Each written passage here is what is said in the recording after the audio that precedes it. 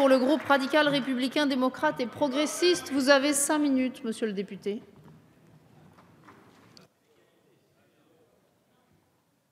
Madame la présidente, madame la ministre, monsieur le président, faut-il revoir, à la demande des médias, le combat de 2012 opposant les présidents Sarkozy et Hollande, combat dont la majorité des Français ne veulent plus ou ne veulent pas.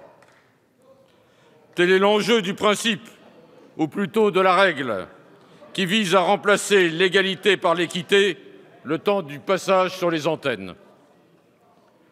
On chercherait à tuer les petits partis au profit de la bande des quatre, ou encore au profit du MPS, ou mieux encore du tripartisme actuel, qu'on ne s'y prendrait pas autrement.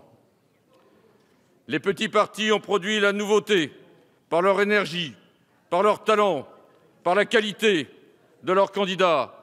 Et je me permettrai de rappeler deux de ma famille, Michel Crépeau en 1981 et Christiane Taubira en 2002. J'en viendrai à dire même « small is beautiful ». Nous n'avons pas à répondre aux diktats des chefs de chaîne qui représentent des intérêts puissants avec l'appui plus ou moins avoué du CSA.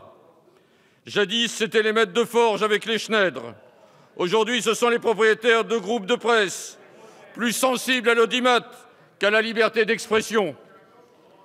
Nous ne voulons pas de cet état spectacle, si bien décrit il y a 30 ans par un professeur qui deviendra notre président, Roger Gérard Schwarzenberg.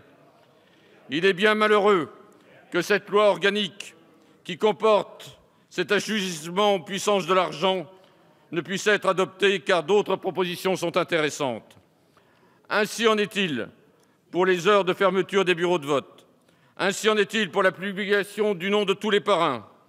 Ainsi en est-il pour la prise en compte pour les frais de l'élection d'une période d'une année pour l'élection présidentielle et de 6 mois pour les autres élections.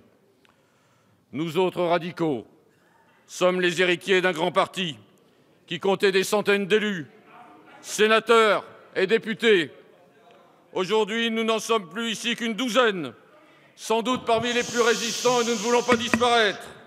Et je le dis à mes amis socialistes, compte tenu des circonstances actuelles, faites attention à ne pas trop vous radicaliser. Vous avez compris, mes chers amis, que nous ne voterons pas cette loi qui, en brimant les minorités, bride et abîme la République. Merci, monsieur le député. Je fais annoncer le scrutin sur la proposition de loi organique. Prochain orateur, monsieur Noël Mamère, pour le groupe écologiste.